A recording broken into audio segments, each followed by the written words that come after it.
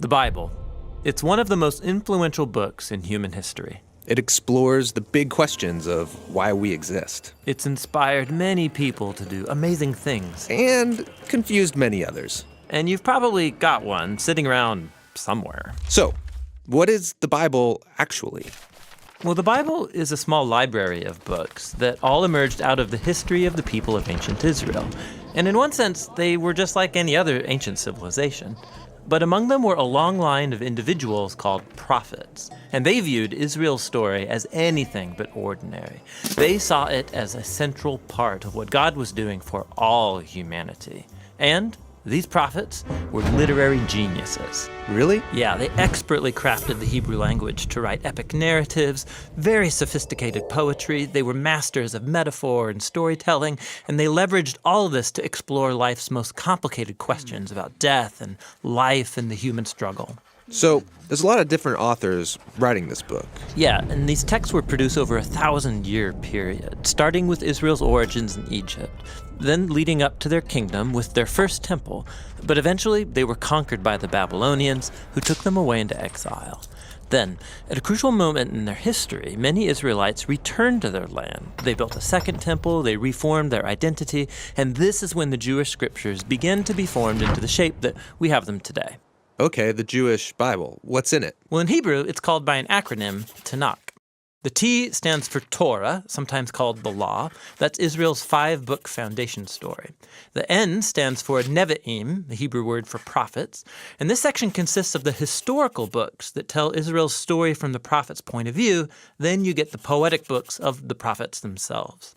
The K stands for Ketuvim, the Hebrew word for writings. This is a diverse collection of poetic books, wisdom books, and more narrative.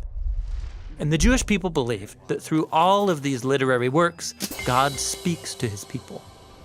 Now, there were other Jewish writings being produced during this Second Temple period as well. Yeah, a really diverse group of texts. And these too were highly valued in Jewish communities. And there was debate from ancient times about whether or not some of these should be considered part of their scriptures. So, this is a lot of different writings over a long period of time. Why did they put them all together like this? Well, altogether, these texts tell an epic story about how God is working through these people to bring order and beauty out of the chaos of our world.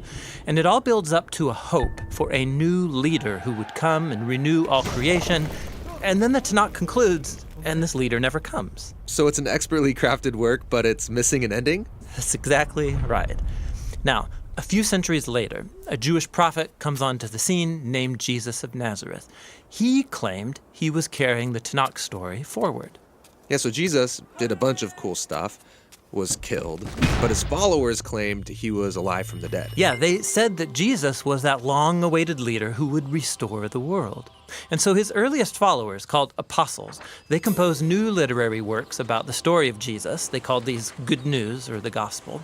They formed an account called Acts about the spread of the Jesus movement outside of Israel. And then they circulated letters to different Jesus communities all around the ancient world. And they saw these writings as part of the scripture. Yeah, the apostles wrote all of this as the fulfillment of that epic story found in the Tanakh. And they were continuing the literary genius of the Jewish tradition. They also believed that God was speaking to his people through these texts alongside the scriptures of Israel. So that's the Old and New Testament. But what did the early Christians think of the other Second Temple literature? Well, different groups had different views about some of these books, but we know they read them and valued these texts because they passed them along with the Jewish scriptures. Okay, so we've got the Tanakh, the Jewish scriptures. We got these other Second Temple period works. Then the writing of the apostles about Jesus. And that's a lot of literature, so what's in my Bible? So the Christian movement has taken different forms over 2,000 years, and from the beginning, all Christians recognized the Tanakh and the New Testament as scripture. And for centuries, much of the Second Temple literature was read as part of the biblical tradition. The Catholic Church eventually made it official and called some of the books from this collection the deuterocanonical books. Some Orthodox churches used even more books from this Second Temple literature. And then in the 1500s, during the Reformation, Protestant Christians wanted to go back to the oldest writings of the prophets and apostles, so they accepted only the Old and New Testaments. Okay, I think I got it. But how does a collection of books produced over 1,000 years by all these different authors tell one unified story? Yeah, that's the question we'll address in our next video.